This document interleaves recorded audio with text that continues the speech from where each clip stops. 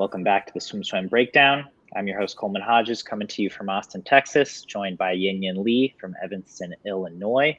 Let's get right into things. We have a lot of swimming topics to discuss, and we've had a lot of pretty good swim meets in the last couple weeks. You can tell that the Olympic train is rolling. Lots of countries are having either tune-up meets or their Olympic trial qualification meets. So we're going to start with the Brazilian trials. Yin, just highlights from the Brazilian trials. What did you like coming out of these trials and seeing Brazil announce its Olympic roster? Well, I think Brazil's Olympic roster is sort of a mix of swimmers that have been on international teams for Brazil before, like Gui Costa, Fernando Scheffer, who, despite being the defending Olympic bronze medalist in the 200 free, he's only swimming on the relay. He did not qualify for the 200 free individually, but there's also some younger swimmers, mainly college swimmers, that are like making their first Olympic team, like Gui Caribe, Nick Albiro, who used to represent the U.S., is now on Team Brazil. He's going to be going to the Olympics for the first time.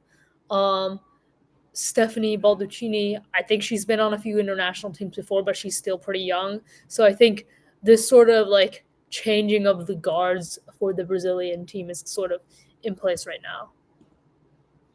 Yeah, it's certainly a mix of veterans and rookies. Again, Marcelo Ciardini has been a mainstay for Brazil sprinting, and especially on their 400 free relay, as has Gabriel Santos. They're both on there.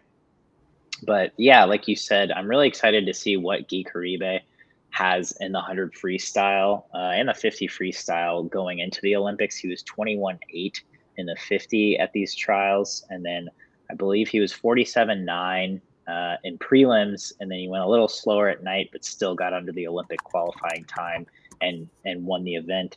Keiki Moda is another Tennessee Vol along with Gui Caribe, as well as another Brazilian native who made his first Olympic team, and he was a great swimmer for the Tennessee Vol. So I'm excited to see what he can do going into this long course season. He seemed to be a short course specialist during his time at Tennessee, and maybe that was just his focus. And it's very cool to see that he has kind of made the transition into a really successful long course butterflyer. So excited to see what he's got. We reported today that Stephanie Balducini was suffering through appendicitis during the Brazilian Championships. So hopefully she can have some better swims as she moves through that in Paris. But yeah, I think there was some really solid swims overall in Brazil. And I'm excited to see how we now know the roster and how that roster moves into Paris. Another big meet we had was the Sydney Open. So Australians, you can't complain anymore that we're not talking about the Australian meets. But I think this meet, it was a solid meet.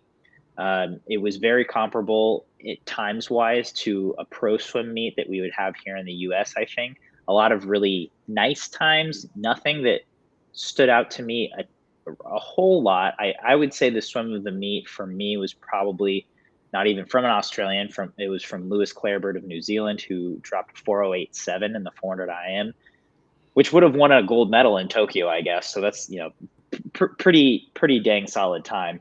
I don't think that will net the same result in Paris. But what are some other swims that you liked from the Sydney Open, Yin? Emily Seeboom's continuing her career comeback. She won the 100 back. Cameron McAvoy getting under on 22 seconds in the 50 free. I think he went 21.9. William Yang still putting up some strong swims. He's probably going to be an important member of that Australian 400 free relay if needed. He went 48.4, which is a decent time for now. And as you said, Coleman, this is sort of like a pro swim meet for Australians. And I do want to talk about Lewis Clarebird's 4:08.7 swim, because it really seems like that third place spot in the 400 IM this summer is wide open because Leon Marchand's a pretty big favorite to win gold. Carson Foster's a pretty big favorite for silver. But then after that, there's just a whole bunch of 408s, 409s, and it's really anyone's race from there. Because Ilya Borodin, I think he went 407, but obviously I don't think he'll be competing in Paris.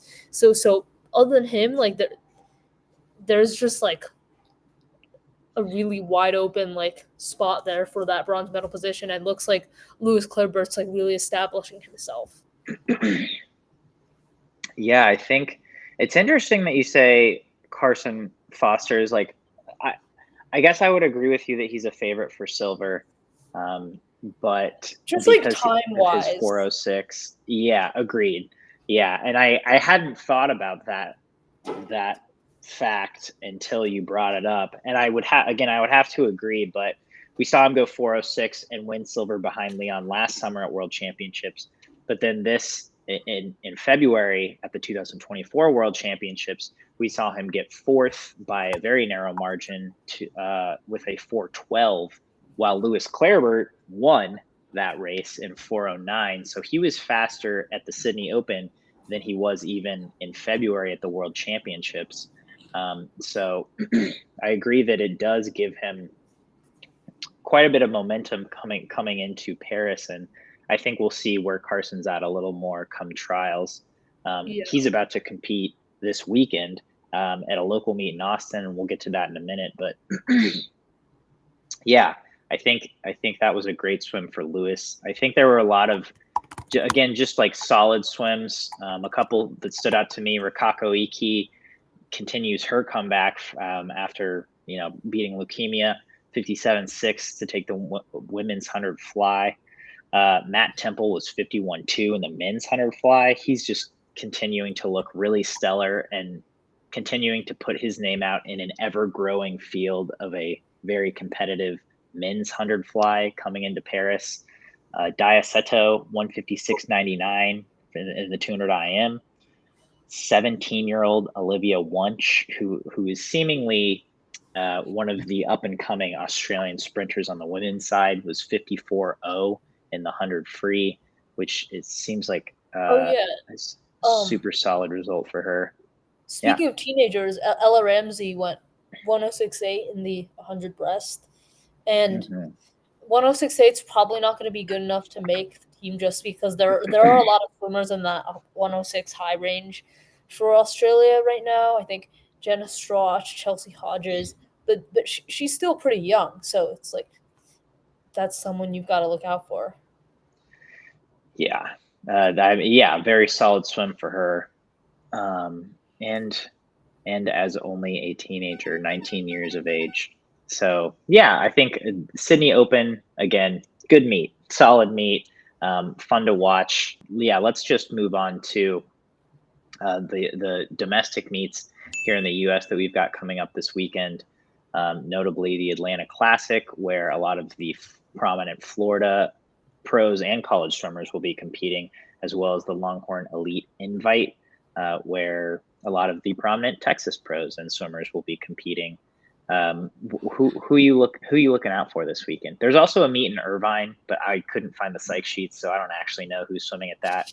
I know for a fact that Bob Bowman's swimmers are swimming at none of those meets because they are at an altitude training camp at the OTC right now, and they'll be swimming in a meet in Irvine in a couple weeks from now at the end of May, as their kind of last tune-up meet before trials. But who are you most excited to watch compete in these mid-May meets this coming weekend?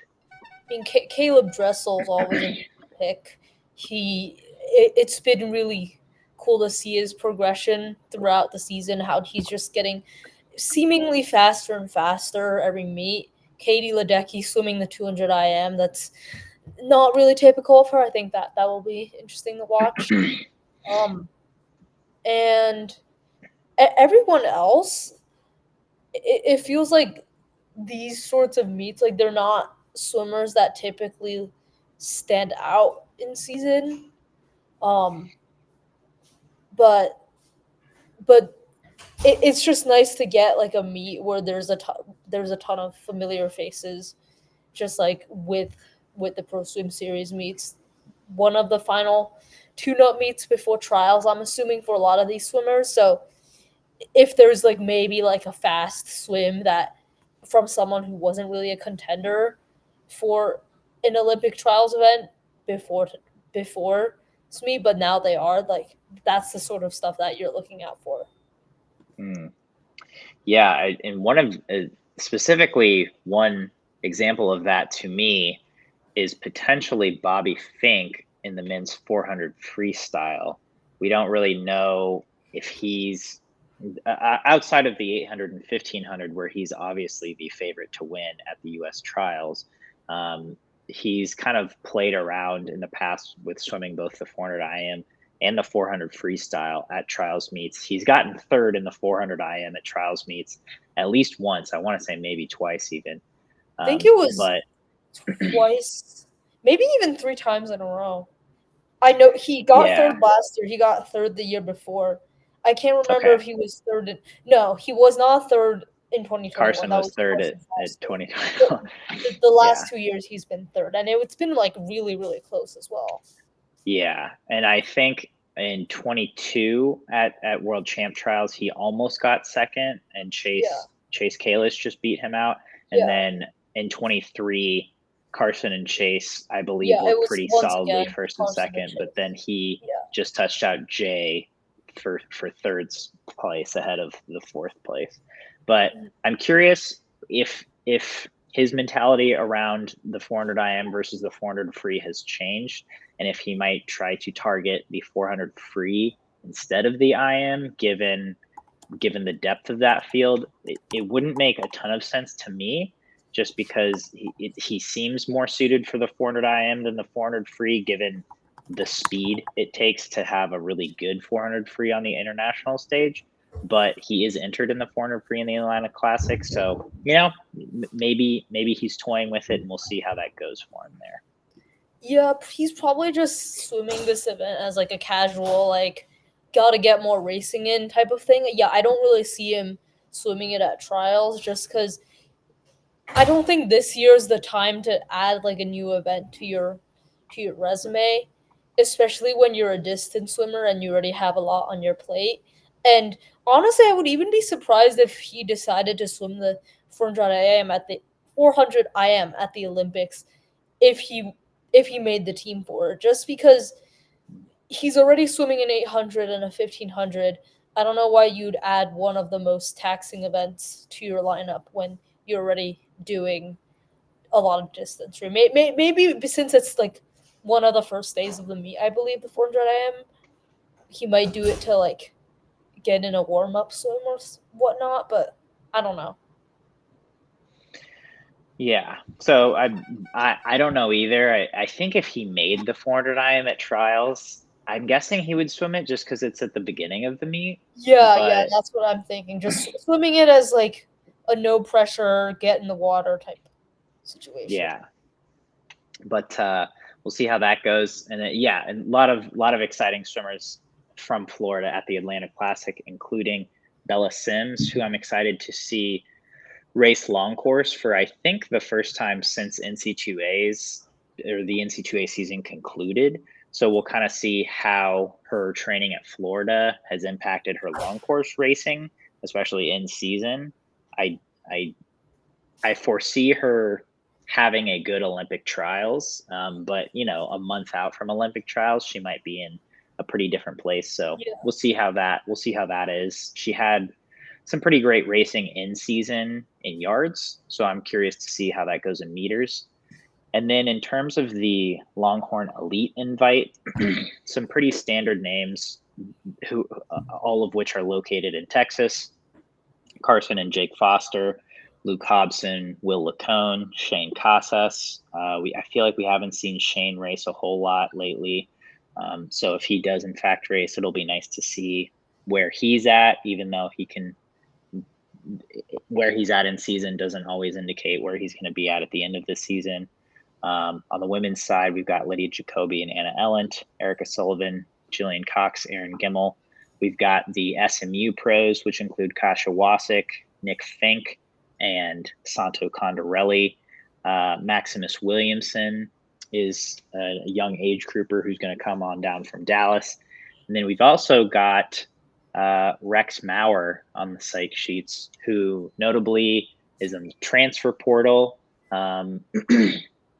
We had heard some rumors that he was training at Texas, and he is entered under Longhorn Aquatics, or the Texas club team, for this meet. So we'll see if he's up for discussing what's going on with him at this time, or how much he's open to talking about that. But if nothing else, hopefully we'll get to see him race and see how things are going for him long course as well.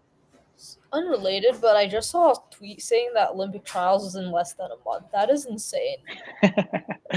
It is pretty crazy that Olympic trials is really soon. And it's gonna hit me like a truck as well, because I move out of school June 7th. So like I get to be home for a week, and then bam, Olympic trials, and I will be going to Indianapolis for that. Ooh. Yin Yin will get to experience Olympic trials firsthand. I'm guessing your first Olympic trials. Yeah. It's yeah. And for those of you who forgot, it is mirroring the new Olympic schedule. So it is a 9-day meet. Yeah. We are spending 9 days at Lucas Oil Football Stadium. So get ready. We're gonna have a SwimSwam bar. There will be tons of SwimSwam staffers in Indianapolis. So just for all you listeners who are thinking about going, or who will be in Indianapolis, come find us. I forget the name of the bar. I've been there. I did hear about like a bar that they were installing specifically for Olympic trials, like a swimming themed bar. I didn't know if it was like SwimSwam or something else, but they've got a bunch of stuff out there doing. They're building a makeshift Eiffel Tower. They have concerts. They have Taylor Swift night. It's just a lot of planning and amenities. Yeah, it'll be a whole deal. They're really making it an event, and I think it'll be really cool to witness and experience. But SwimSwam specifically will have a bar that riders will be hanging out and working at. You can come have a drink with SwimSwam. Again, once I remember the name of the bar, I'll get it out there. But just so everyone who's listening knows, and if you want to come hang out with SwimSwam in Indy, we'll be there.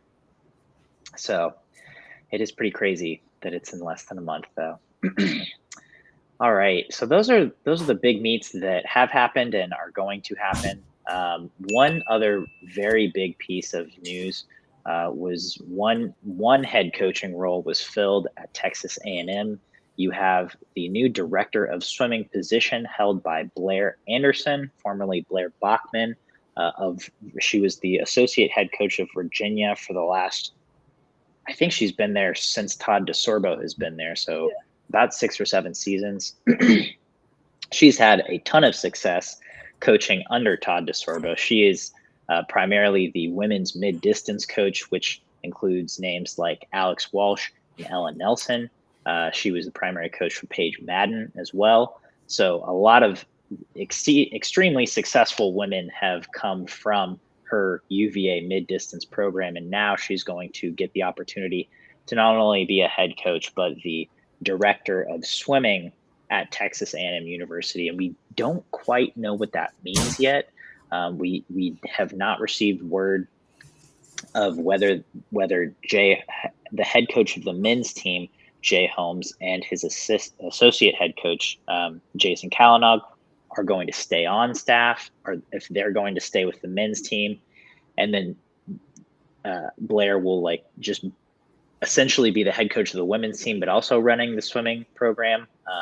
We don't actually know yet, but Yin Yin, do you have any initial thoughts on this hire and this new position that A&M created soon after their longtime in-state rival, the University of Texas, created a similar position? Well, this director of swimming and diving position is interesting because it could go 2 ways. One is the Texas way, where Bob Bowman's the director of swimming and diving, but he's really only coaching the men's team while Carol Capitani is coaching the women's team.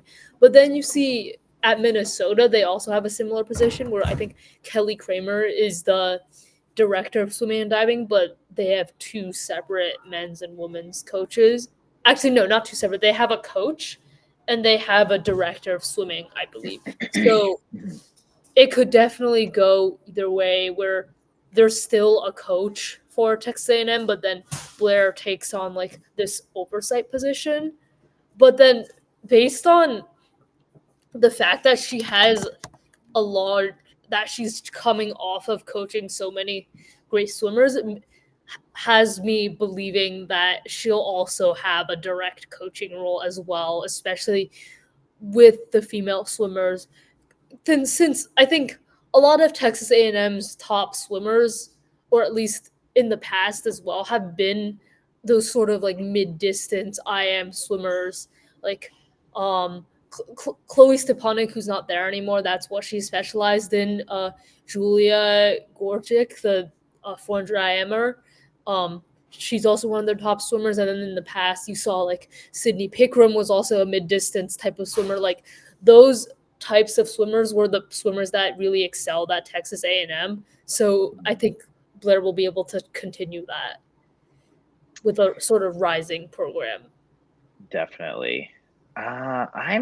So Chloe Stepanek entered the transfer portal. Yeah, she's not there anymore, but I'm saying like past Texas A&M. No, but I'm wondering, has she?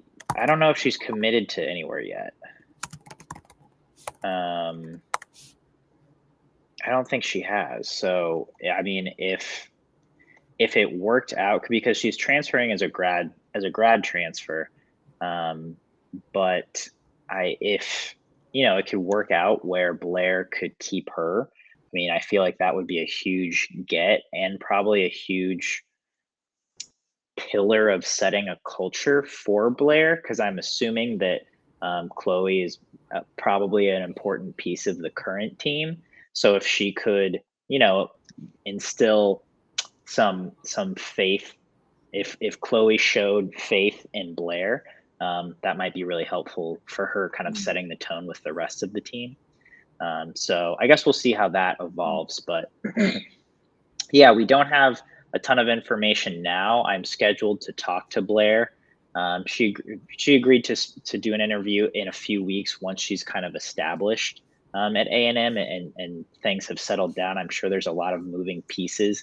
I think what we don't always remember, or what the layperson doesn't always remember, is that when one of these people and coaches takes a new coaching job that's halfway across the country, they have to sell their old house, move their entire family, which Blaire just had a baby in the last year, from their very established home in Charlottesville to College Station now. And so it's a lot of movement, and they have to get to know the team, establish themselves in the town. I mean, it's quite a process. And so hopefully we'll get some more insight on that, but it was a big hire. I'm really excited for Blaire just because I think she's very deserving of this position. And it's cool to see that I think the first woman director of swimming at a major Power 5 school. So yeah, definitely not that many Power 5 head coaches that are female, so she adds to the list. I correct myself. Minnesota had two head coaches for men's and women's programs, whereas Kelly Kramer was the director. I said that they had one head coach, so I was wrong. So yeah, I think their system is very unique in that. I think because I think Ohio State also technically Bill Dorencott is the director of swimming, but then there are associate head coaches. I think Minnesota is the only program to have director of swimming and then under them head coach women's, head coach men's. We'll see how A&M's evolves. But that is our news for the week. So let's finish with actually quite a long list of sink or swims. First up today on Sink or Swim, after his 21-7 50 free outing in Lions, do you think Florent Manaudou will medal at his home Olympics in Paris? Whew. I'm gonna sink it. I think the 50 free is very, very competitive, and I know it's an old guys event, but 21-7 is not convincing enough for me to say that he's gonna medal Paris, especially since I think the times that it's taken to medal have gotten faster and faster. I think you'll have to go at least 21-4 this year to medal, because winning time was 20. Last year was a 21-0, and there's been swimmers that have been 21-3. Bukov from Ukraine, Jack Alexi's been 21-5. I think he'll keep on improving. Caleb Dressel, obviously. Ben Proud, and I think those are sort of the Ben Proud's been 21-2, 21-3 quite a few times this Olympic cycle. So if he can compete with the rest of them, which he has in the past, then sure, but I don't think it's happening. I feel like that's the safer answer. However, I mean, he was 21-7 at a meet. I mean, Cam McAvoy just went 21-9, and we think he's going to medal, right? Yeah, but Florent Manaudou has not been faster than 21-7. He has not broken 21-5 since Tokyo. No. He has not he went 21-5 in Tokyo. Yeah. That's the fastest he's been since. Yeah. He went 21-5 last year. I mean, like, he could, but I am going to swim it, and partially for the sake of argument, but partially because I just want to see it so badly. He's medaled in the 50 freestyle in the last 3 Olympics. He's won gold, silver, silver.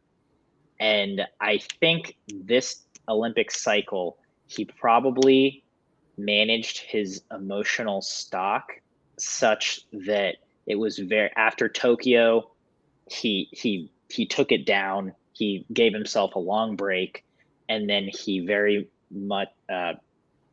pointedly built his training cycle and, again, just kind of emotional, what he's focusing on to this point. So my guess is that he's sharpening his knife to be the very, very best he can be in Paris, as is everyone. But I think he knows how to do that better, probably better than most, because he's done this 3 other times.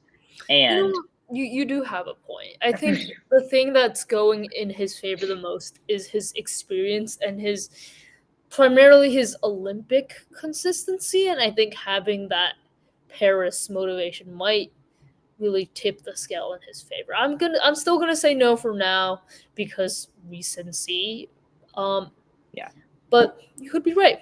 Who knows? I mean, the trend in swimming, and I think mini athletics, is for the younger athlete to prevail, right? I mean, that's what happens more often than not. Yeah. But I think having a home Olympics for him will hopefully be more of just a motivator, and there won't be a lot of pressure on his shoulders to medal. I mean, I think Leon is much more in that boat, and I'm sure he will have some pressure, but hopefully he won't be feeling it, and it won't drag him down so much as it's his 4th Olympics. Like, he doesn't really have much to lose. So hopefully it will just give him an extra boost, maybe some extra adrenaline on the day of the final if he makes it that far, and he can get his hand on the wall. Because I do think if he's 21-7 in season, I do think that he's got a 21-4 in him, and I agree with you that is what it will take to medal in that event. So I'm swimming it, but we'll see how it goes. Next up, the Canadian trials are happening as we speak. Day 1, I'd say, was a little flat, but Summer McIntosh and Maggie McNeil, among others, made the team in some of their primary events. So that's a good sign for Canada. What I'm curious about is, will Canada win more medals in Paris than they did at the 2020 Olympics in Tokyo? or the 2023 World Championships in Fukuoka. Each at both of those meets, they won 6. The Canadian women won 6 medals, relays and individuals. Do you think they'll win more than 6 medals in Paris? Okay. So I'm trying to think of the number of individual medalists for Canada from Tokyo. Penny Alexiak, Kylie Moss, and Mag McNeil. And I think this Olympic cycle, they will probably have more potential individual medalists. Like Josh Leando's got to be one. No, Gotta be a just women. medalist. Just women. Oh, just women. I'm gonna sink it, just because it's mainly because of the relays. I don't think Canada's in a favorable position to medal in all 3 relays the way that they were in Tokyo, just because I don't really know what's going on with Penny Alexiak. They don't have Kayla Sanchez anymore. It's sort of a similar situation to last year, and China seems to be doing better in terms of the sprint freestyle department, and also Kylie Moss isn't really a threat in the backstroke events anymore the same way that she used to. She still could medal, and Canada's Ingrid Wilm could also medal in the 100 back, but I don't see any of them medaling in the 200 back. Summer McIntosh will probably make up for. She'll get at least. I think she'll medal in all of her events, so that's like 4 events. I'm completely losing track of what I'm saying of the numbers. So if Summer McIntosh wins 4 medals, and then Maggie, I think Summer McIntosh gets 4 medals. Maggie McNeil wins 1, and I think either Kylie Moss or Ingrid Wilm gets 1 backstroke medal, and I think Canada wins at least 1 relay medal. So that brings the total. So you're swimming. Okay, you know what? I'm swimming it. I think they'll get 4 medals. That took way longer than I should have. Sorry for all the unnecessary talking. I'm gonna swim it. I'm sinking because I think they win 6. I think they tie their medal count.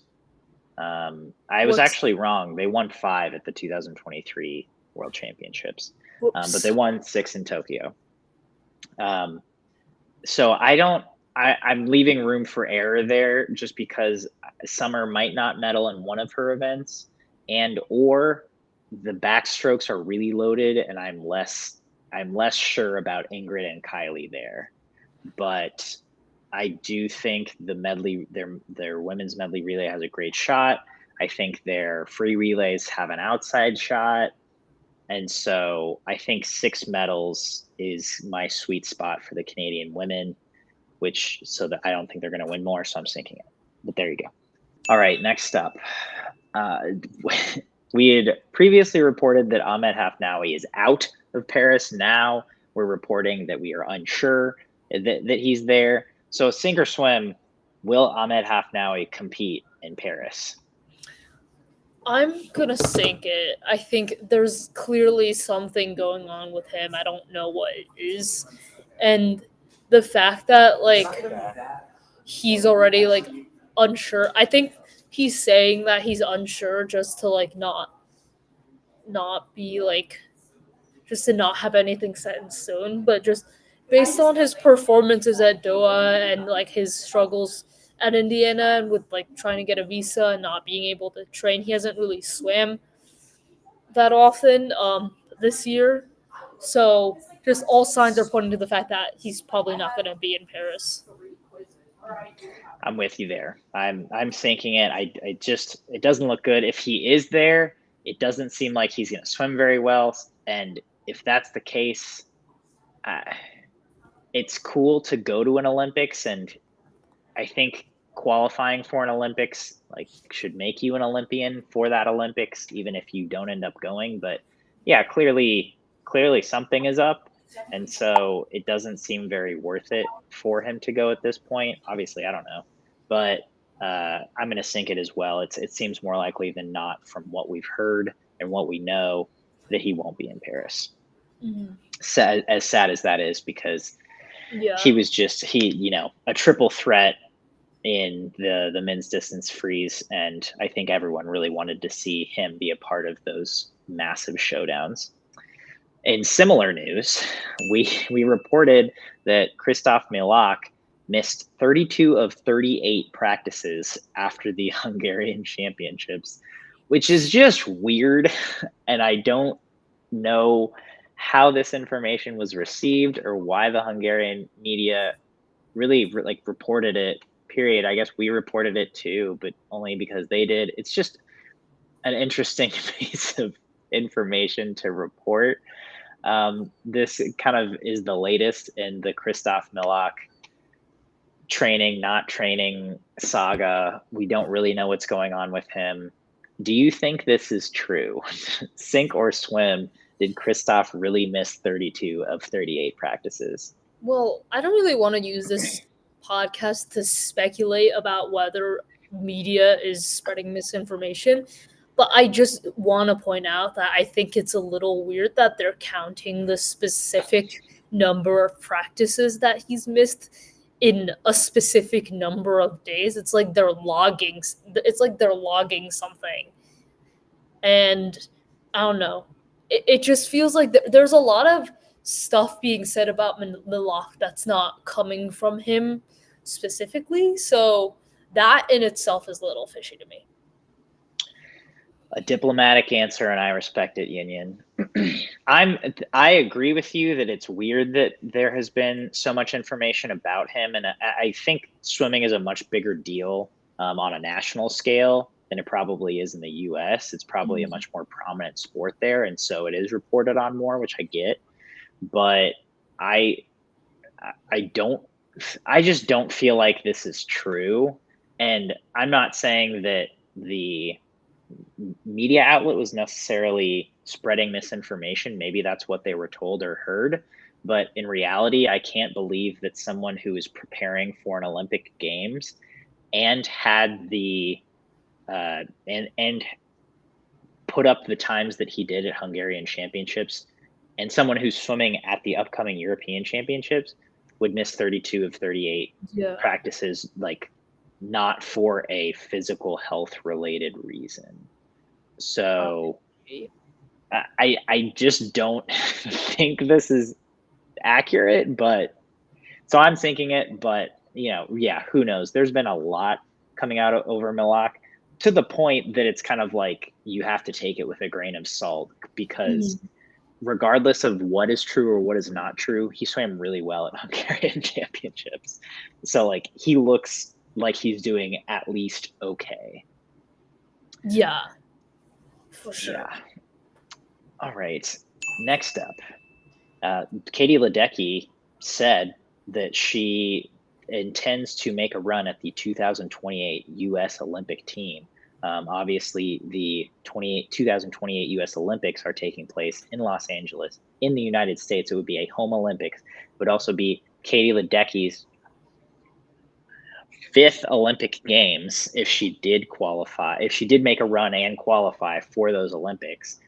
Sink or swim, Katie Ledecky makes the 2028 Olympic team. I'm swimming it until I think Katie Ledecky will still be in decent enough shape to put up times in the distance events that will at least medal, let alone be winning times, just because of how far ahead she is compared to the rest of the world. And in the US, there really isn't any distance freestyle depth, because you've got Katie Grimes, and who has not been great in the 800 free these last few years. But other than that, like, it's just hard to see two people beating the Katie Ledecky 4 years from now. Like, if there's like a sudden emergence, then maybe, but just based on her form right now, I don't think it's going to deteriorate that much in the next 4 years, and also they're just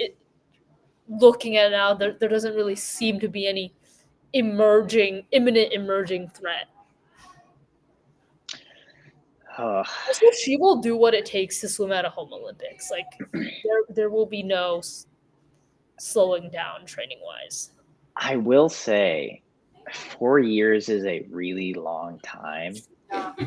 Like, this was obviously a shortened Olympic cycle, and it's Katie Ledecky has achieved so much. I mean, she just got the Presidential Medal of Honor, first swimmer to ever get that. But she's achieved so much in her career, and at a level that really no other swimmer has in terms of how dominant she is in events, I think.